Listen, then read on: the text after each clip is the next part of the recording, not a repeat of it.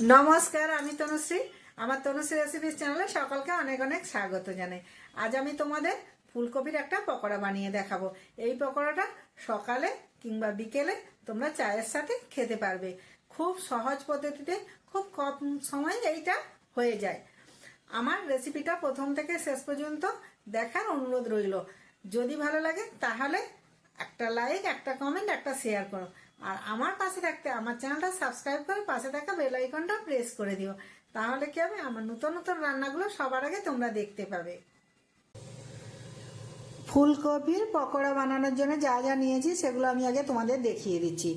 গরম জলের মধ্যে এইভাবে ফুলকপি কেটে নুন জল এর মধ্যে আমি ডুবিয়ে রেখেছি 15 মিনিট।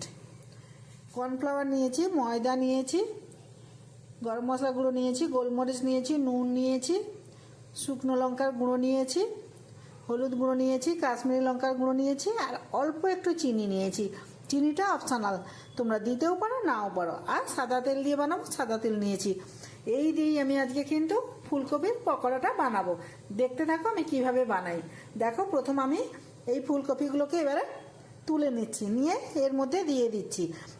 এই নুন জলে যদি ফুলকপি ডুবিয়ে রাখা যায় তাহলে কিন্তু ফুলকপির যদি পোকা থাকে তাহলে কিন্তু বেরিয়ে যাবে। অবশ্যই ধুয়ে ফুলকপিটা এই নুন জলে ডুবিয়ে রাখতে হবে। দেখো, আমি ডুবিয়ে রেখেছিলাম 15 মিনিট। এবার আমি তুলে নিলাম, নিয়ে আমি এগুলোকে মেখে নেব।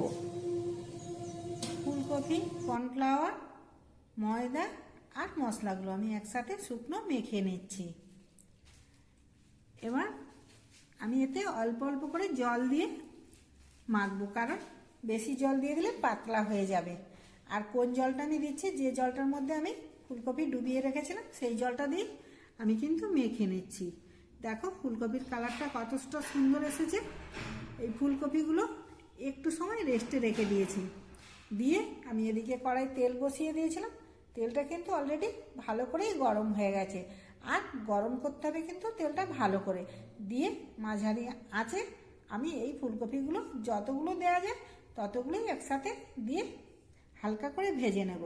মাঝারি আঁচে রাখলে ফুলকপিগুলোও সেদ্ধ হবে আর আমার কাঁচাও থেকে যাবে না। দেখো, একদম ফুলকপির কালারগুলো কিন্তু চেঞ্জ হয়ে গেছে।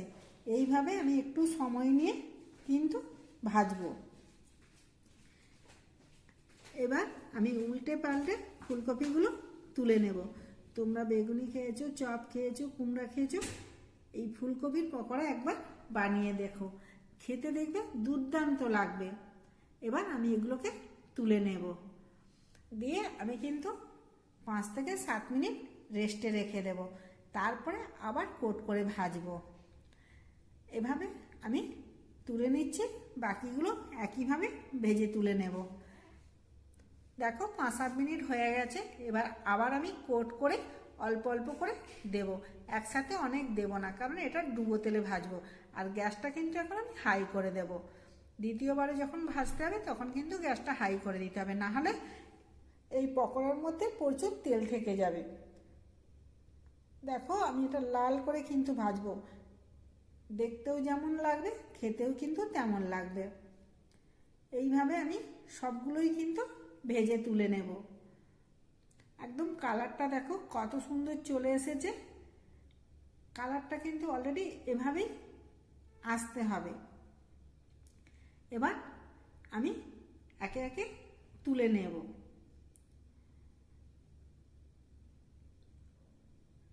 যারা আমার এই ভিডিওটা ফেসবুক পেজ থেকে দেখছো, প্লিজ প্লিজ প্লিজ তোমরা ফলো করে দিও। আর যারা অলরেডি ফলো করে রেখেছে তাদের অনেক অনেক ধন্যবাদ।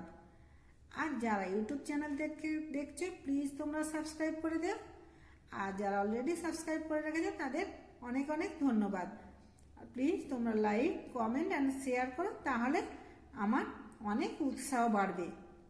এভাবে নতুন নতুন